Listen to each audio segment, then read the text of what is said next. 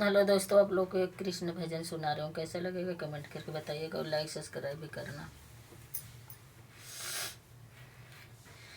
रोवता रोवता मोरा, रोवता रोवता मोरा, भीगी जाता साड़ी अब तो आई जा मुरारी हो। दुख पड़ल बहुत भारी अब तो आई जा मुरारी हो। दुख पड़ल बहुत भारी अब तो आई जा मुरारी। भूल का गईला कृष्ण मुरारी, कटी थी उंगली तुम्हारी हो। भूल का गईला कृष्ण मुरारी, कटी थी उंगली तुम्हारी।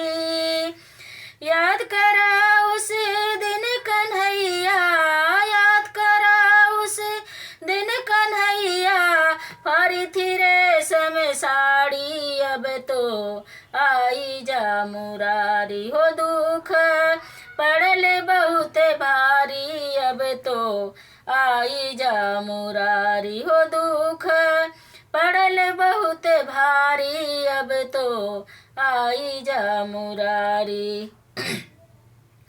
तू गैला का भूल मुरारी, रचल से अंबर भारी हो। तू का गैला भूल मुरारी, रचल से अंबर भारी। हमके बनैला ये कन्हैया, हमके बनैला ये कन्हैया, पाँच पांडव की नारी अब तो आई जा मुरारी हो। दुख पड़ल बहुत भारी अब तो आई जा मुरारी हो। दुख पड़ल बहुत भारी अब तो आई जा मुरारी। काहे भूल गईला बनवारी मोर पाँच पति बलधारी हो। काहे भूल गईला बनवारी मोर पाँच पति बलधारी।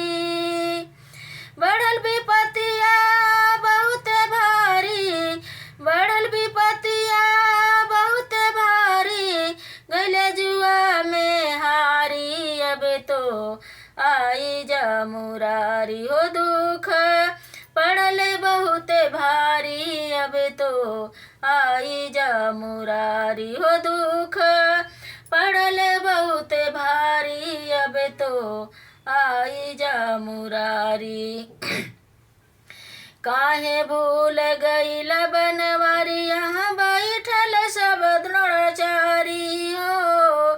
काहे भूल गईला बनवारी, यहाँ बैठल सब द्रोणाचारी। आवा हो अब त आजा कन्हैया, आवा हो अब त आजा कन्हैया, जाति लाज हमारी अब तो आई जा मुरारी हो। दुख पड़ल बहुत भारी अब तो आई जा मुरारी हो। दुख पड़ल बहुत भारी अब तो आई जा मुरारी।